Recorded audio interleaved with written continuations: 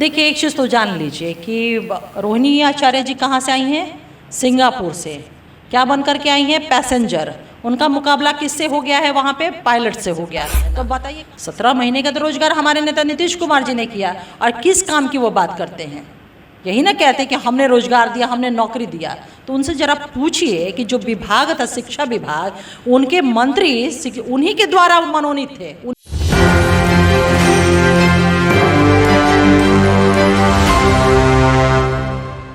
नमस्कार, मेरा नाम सज्जन। आप देख रहे हैं न्यूज़ 24। हमारे साथ बातचीत करने के लिए जदयू के प्रदेश प्रवक्ता अंजुम आरा हैं। आपका बहुत बहुत स्वागत है न्यूज़ 24। जी शुक्रिया। लालू प्रसाद यादव चुनावी जनसभा में नहीं निकल रहे हैं, तो इनसे जब मीडिया ने जब सवाल पूछा रोहिणी आचार्य से, तो उन्होंने कहा कि लालू प्रसाद यादव तक पहुँचने की क्या बात है, उनके पुत्र तेजस्वी यादव से पहले एनडीए वाले निपट लें। गलत वो बोली है ना, उनको कहना चाहिए था। सजा याफ्ता ना उनके लालू प्रसाद यादव जी हैं। सजा याफ्ता किस मोरालिटी के साथ जाएंगे जनता के पास वोट मांगने के लिए? कहना चाहिए था। हकीकत ये है, सच्चाई ये है। तो कह रही हैं कि पहले तेजस्वी जी से निपट ले तब लालू जी जाएंगे। किस नैतिकता है? सोचिए ना, सजा याफ्ता, वो भी किस चीज़ के मामले में? किस चीज़ के मामले में? आप जान रहे 420, 406 ऑफ इंडियन पेनल कोड, ये सेक्शंस किस चीज़ के लिए होता है? जालसाजी के लिए होता है, फरेब के लिए होता है, इन सारे मुद्दों पे रहता है, उसमें सजा याफ्ता है। तो कहाँ से जाएंगे, कहाँ से जनता के इन सवालों को वो फेस कर पाएंगे? इसलिए नहीं जा रहे हैं। अगर एनडीए वाले 7 मुद्दे को अगर छोड़कर चुनाव लड़े तो 100 से भी कम सीटें आएंगी, जिसमें कि 7 मुद्दे में मंदिर, मस्जिद, हिंदू मुस्लिम, Godi media, CBI, ED IT, election commission, EVM और धन बल और छल बल का आप लोग प्रयोग करते हैं।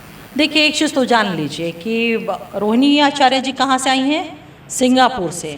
क्या बन कर के आई हैं? पैसेंजर। उनका मुकाबला किससे हो गया है? वहाँ पे पायलट से हो गया। तो बताइए, कहाँ पायलट और कहाँ पैसेंजर? तो जो मुद्दे की बात करने वो तो कर नहीं रही हैं। बिहार में आप एक चीज़ ये बताइए कि बिहार में मंदिर, मस्जिद, हिंदू मुस्लिम का भी एजेंडा रहा है क्या?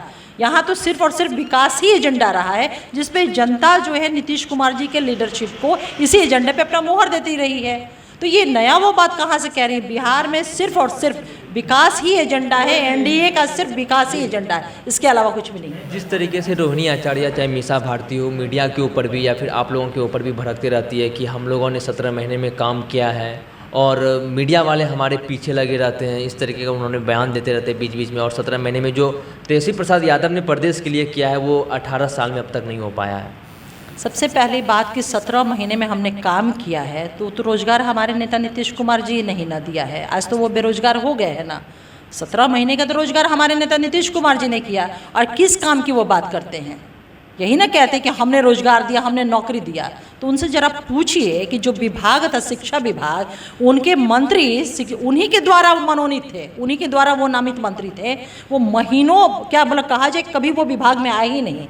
तो जिसके मंत्री कभी विभाग में नहीं आए, वो कह रहा है कि हमने रोजगार दे दिया, हमने काम कर दिया। अरे काम देखिए, हमारा जो संसदीय व्यवस्था है, हमारा जो संवैधानिक व्यवस्था है रूल का, वो क्या है?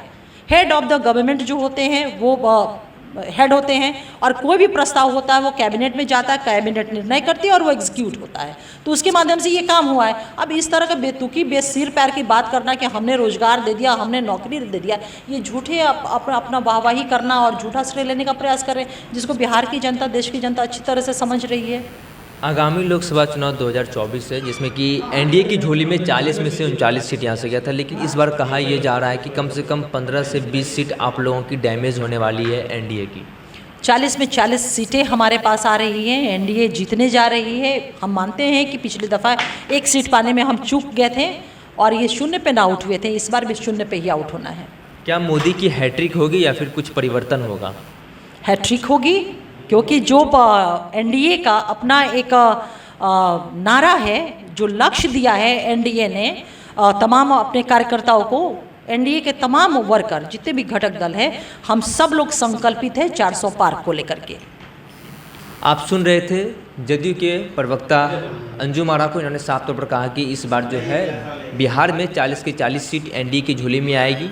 वो लोग 17 महीने बनाम 18 साल का नारा देते हैं, लेकिन क्या वो लोग इसके पहले काम किए थे? अगर ये लोग सत्ता में आए थे तो इनके शिक्षा मंत्री थे खुद, लेकिन ये लोग विभाग नहीं जाते थे। तेजस्वी प्रसाद यादव ने खुद अपने पास 5 मंत्रालय रखा था, लेकिन इन्होंने कुछ काम नहीं किया। लेकिन बिहार में 40 की 40 सीट एनडीए की झोली में जाएगी और प्रधानमंत्री मोदी इस बार हैट्रिक लगाएंगे। बहरहाल इस खबर में इतना ही। आगे की अपडेट के लिए बने रहिए न्यूज़ 24 पर। मेरे सहयोगी नंदन के साथ मैं सदन जी, पटना।